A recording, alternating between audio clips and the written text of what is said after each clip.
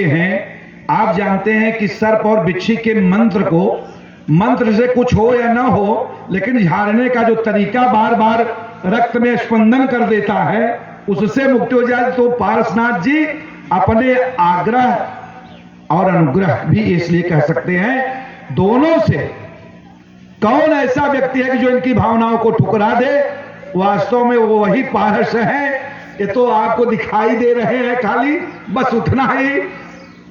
इनके बहुत इनकी जीवन लीला के बारे में मैं क्या कहूं, इतना कहूंगा कि भाई जीवंतता दिखना चाहिए, व्यक्ति जीवित दिखना चाहिए।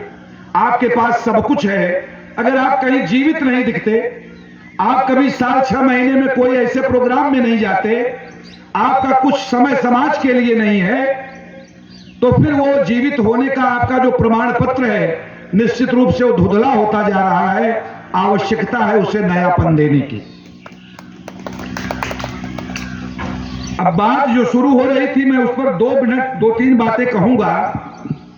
बात पंडित श्रीपद उपाध्याय से शुरू होगी। सज्जनों, भी कल हम लोग थे इनके यहां। भाग के विभिन्न राग की जो आग है, शायद मैं आपको बता दूं, इतना तेज और कहीं नहीं जलती पूर्वांचल में जो गुरुजी जला रखे। विविध लोक संगीत के जितने प्रकार के लोक संगीत हैं, हमारी लोक कलाओं का संरक्षण करना यह देवत्व का काम है सज्जनों। क्योंकि लोक कलाओं से समाज का नियंत्रण होता है, और समाज के नियंत्रण से व्यक्ति का नियंत्रण होता है, व्यक्ति के नियंत्रण से आत्मनियंत्रण होता है, और आत्मनियंत्रित व्यक्ति देवत्व को प्राप्त करता है। तो ये लोक कलाएं बहुत बड़ी हैं, इनकी सुरक्षा संरक्षा करना आज के जमाने में प्रेम, पवित्रता, परिवार, पर्यावरण, कभी आप विचार करिए, इनका अभाव ये टूट रहे हैं। ये कहीं ना कहीं आपको बता दें घायल हो रहे हैं, मनुष्यता घायल हो रही है। इसको सजाने और संवारने का काम जितने आप लोग बैठे हैं, जो आप लोग अपना घर परिवार छोड़ करके आए हैं, ये आप यह मत सोचिए कि आपने यहां समय दे रहे हैं। नहीं, आप कुछ न कुछ औषधि ले रहे हैं। वह औषधि आपके मन को आपके मनोनुकूल करेगी। फिर परिवार में जाकर के आप चर्चा करेंगे, और कहीं न कहीं एक सुधार का संचार होगा। बहुत जरूरत है।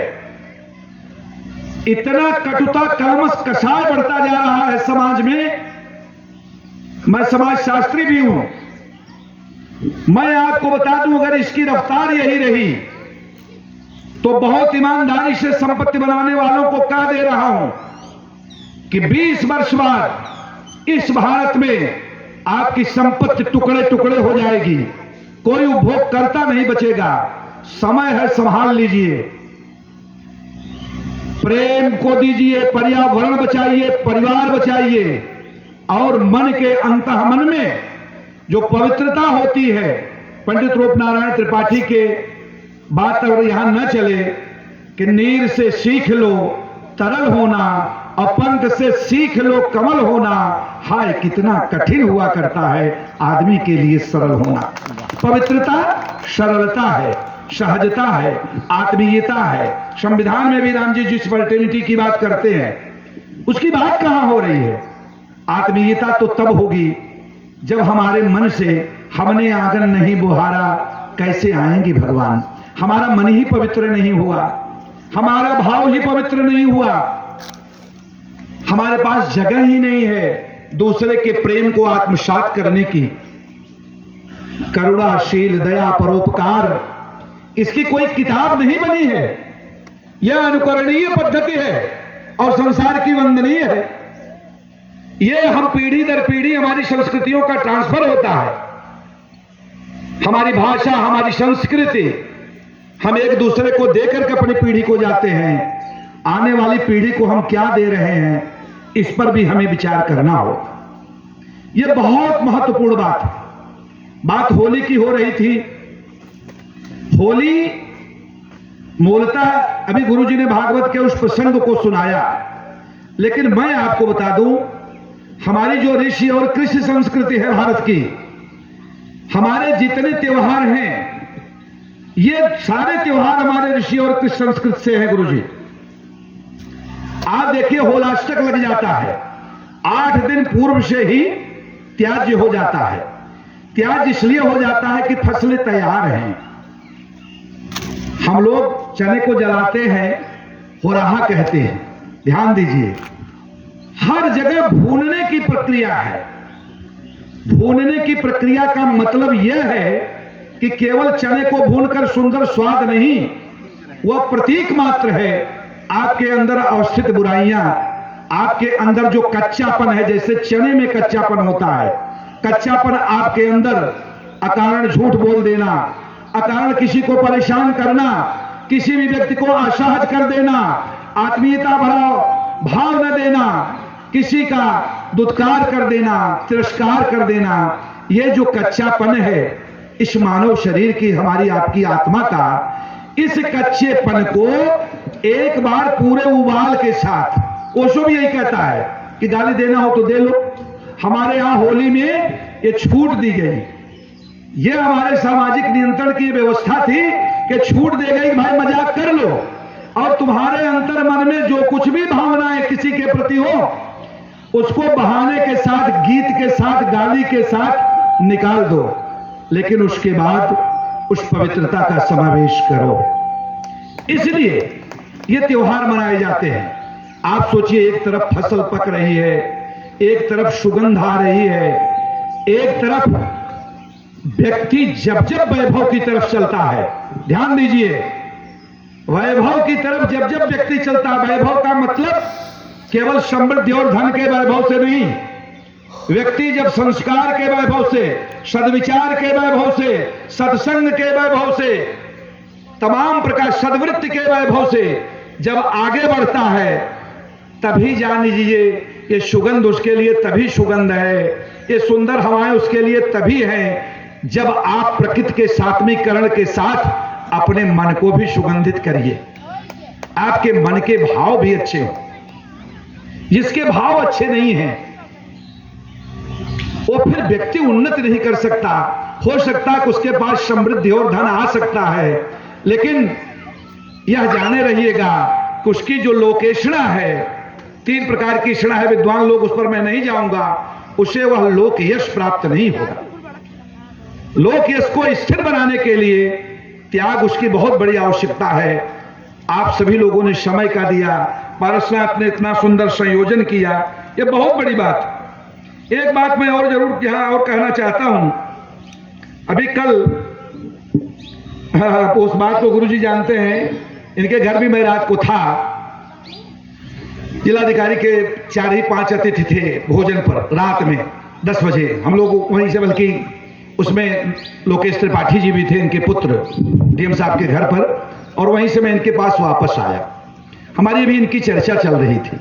मैं इस बात को इसलिए कह रहा हूं, उसका विषय यहां केवल इसलिए जोड़ रहा हूं कि देखिए, हमारा आपका दायित्व बनता क्या है। खुशी के रंग व्यक्ति भीग जाए, गुरुजी ने कहा कि दीपावली में घर भीगता है, आपका इंफ्रास्ट्रक्चर भीगता है, और होली में आप भीगते हैं। आप भीग तो गए, लेकिन क्या आपका वास्तव में मन भीग गया? क्या वो करुणा का जो मुरझा रही थी आपके अंदर आई? क्या वो परोपकार की भावना का वो बीज फिर से अंकुरित होने लगा? इस पर भी ध्यान देना होगा। गुरुजी की किताब से ही है कि पराई पीर का प्याला जिन्हें पीना नहीं आया, पराई पीर का प्याला जिन्हें पीना नहीं आया, और मनुजता का फटा दामन जिन्हें सीना नहीं आया, भले ही वो फरिश्तों की तरह बातें करें, अरे आदमी बनकर के उन्हें जीना नहीं आया, आदमी बनकर के उन्हें जीना नहीं आया। आदमी बनकर के जीने की शुरुआत कीजिए। बद्रीनारायण शास्त्री, ओंकार नाथ मिश्र, ज्ञान प्रकाश जी, पंडित श्रीपद उपाध्याय, रामकृष्ण त्रिपाठी, राम जी ईश्वरी जो बैठे हुए इनसे सीखिए, सीखने का समय है। There is no pure like knowledge, दुनिया में नहीं ज्ञान सदृश पवित्र में विद्यते, दुनिया में सबसे पवित्र वस्तु ज्ञान है, और ज्ञान सबसे ज्यादा आप यह समझिए कमाई का भी साधन है। पैसा टेक्नोलॉजी में है सज्जनों। एलन मस्क केवल लिथियम की टेक्नोलॉजी लेकर के आया है, कहां गायब हो गए बिल गेट्स पता नहीं चल रहा है, 5वें स्थान पर चले गए। 20 साल तक राज करने वाला व्यक्ति एकाएक दुनिया के धनीपन से गायब हो गया। एक लिथियम की बैटरी की टेक्नोलॉजी लाकर एलन मस्क दुनिया का सबसे बड़ा आदमी हो गया। $400 बिलियन आपके भारत की जितनी व्यवस्था है उतना डोनेट कर दिया अमेरिका के इलेक्शन में, और बना दिया एक आदमी को, 75 वर्ष के एक आदमी को राष्ट्रपति। क्यों? क्योंकि उसने ज्ञान का उपयोग किया। ज्ञान अपने बच्चों को, आगे आने वाली संतति को, ये होली ये कहती है कि आगे आने वाली संतति के साथ आप क्या तैयारी कर रहे हैं, आपने कितने लोगों को क्या किया, आपके परोपकार की वृत्ति का कोई बच्चा आपका उससे प्रभावित हुआ, आपके दान दया से कोई हुआ, इस पर भी ध्यान दिए रहिएगा। विद्या वही है, चाहे आप पांडित्य के क्षेत्र में हो, चाहे आप अध्यापक, तमाम सरस्वती पुत्र बैठे हुए हैं, चाहे आप संगीत के क्षेत्र में हो, विद्या वह है या विद्या सा विमुक्त है जो मुक्ति प्रदान करे। मुक्ति केवल स्वयं की नहीं, तनख्वाह पा गए, समाज की, हम दीन दुखी निबलों विकलों के सेवक बन संताप हरे, जो हैं अटके भूले भटके उनको तारें और खुद तर जाएं। पहले दूसरों के प्रति सोचना होगा। बहुत लंबा विषय है, मैं उस विषय पर बहुत ज्यादा नहीं जाना चाहता। अगर गुरुजी आपकी परमिशन हो तो कल वाली कविता जो हमारी लिखी थी सुना दें। हाँ, हर साल एक कविता में हमारी रहती है, उसमें आप देखते फेसबुक पर। अब की 13 तारीख वाली जो कविता है, ये मैं इसमें 2 हैं, सुना दे रहा हूं आपको।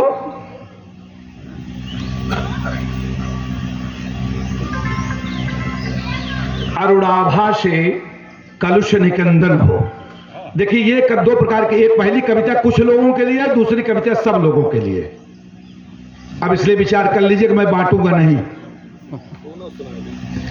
कि अरुणाभा से कलुष निकंदन हो, कलमश और विषमता का नित प्रति जीवन में भंजन हो, अरुणाभा से कलुष निकंदन हो। अब बाद में होगी बात इस पर। व्यष्टि में समिष्टि का भरा भाव बोध हो, अकेला नहीं समूह की तरफ बढ़ो, वयम अहम नहीं। व्यष्टि में समिष्टि का भरा भाव बोध हो, और एकाकी से समूह बने कैसे, अब इसी पर शोध हो, अब इसी पर शोध हो। दृष्टा जो बाह्य जगत में है, जैसा आप दिखते हैं वैसा अंतर्मन भी होना चाहिए। देह का आचरण भी, रूप भी सुंदर हो, चलन भी सुंदर हो, तथा देह का आचरण भी सुंदर हो। अरे धन्य है सुंदरता उसी की जिसका अंतःकरण सुंदर हो। उसी रूपनाथ त्रिपाठी के गीत का भाव है कि एकाकी से समूह बने कैसे, सर्वत्र इसी पर शोध हो, और दृष्टा जो बाह्य जगत में है वह अंतर जगत धरातल हो। जैसा दिखते हैं अपने, दृष्टा जो बाह्य जगत में हो वह अंतर जगत धरातल हो, आवरण अहंकार से मुक्त यह जीवन स्थल हो। इसलिए नीरसता का जो पारसनाथ जी कर रहे हैं, सबको बुला दिए, सारी नीरसता समाप्त हो गई, सबने अपना काम छोड़ दिया है कि नीरसता का प्रतिकार होना चाहिए, नीरसता का प्रतिकार होना चाहिए। अरे त्याज बंधन उम्र का, ये जीवन धारदार होना चाहिए, ये जीवन धारदार होना चाहिए। उल्लास और उमंग से भरा घर बार होना चाहिए। अगर किसी से जलन है, कलमश कसाय है कुछ, तो आगे भी है गुरुजी कि वैचारिकी के अंतर द्वंद्व पर भी वार होना चाहिए। अरे खुशियों की सौगात का यह पल बार बार होना चाहिए, खुशियों की सौगात का यह पल बार बार होना चाहिए। ये मेरी कविता रही। दूसरी कविता फिर किसी दिन। समय बहुत ज्यादा हो चुका है। बहुत बहुत आप सभी को जितना सम्मान दिया उतना कहीं से भी मैं पात्र नहीं हूं, बिल्कुल नहीं हूं। बस अपने चरणों में ऐसे प्रेम हमारे ऊपर, आपके चरणों की कृपा बनी रहे। आप सभी सम्माननीय हैं, वंदनीय हैं, अभिनंदनीय हैं गुरुजी। बस बालक जान करके अवगुण मेरे कहा गया है ना, हाँ, अवगुण मेरे चित्त न धरो। जो भजन है मेरे अवगुणों को चित्त में न रखिए। बस बहुत बहुत धन्यवाद, सबको प्रणाम।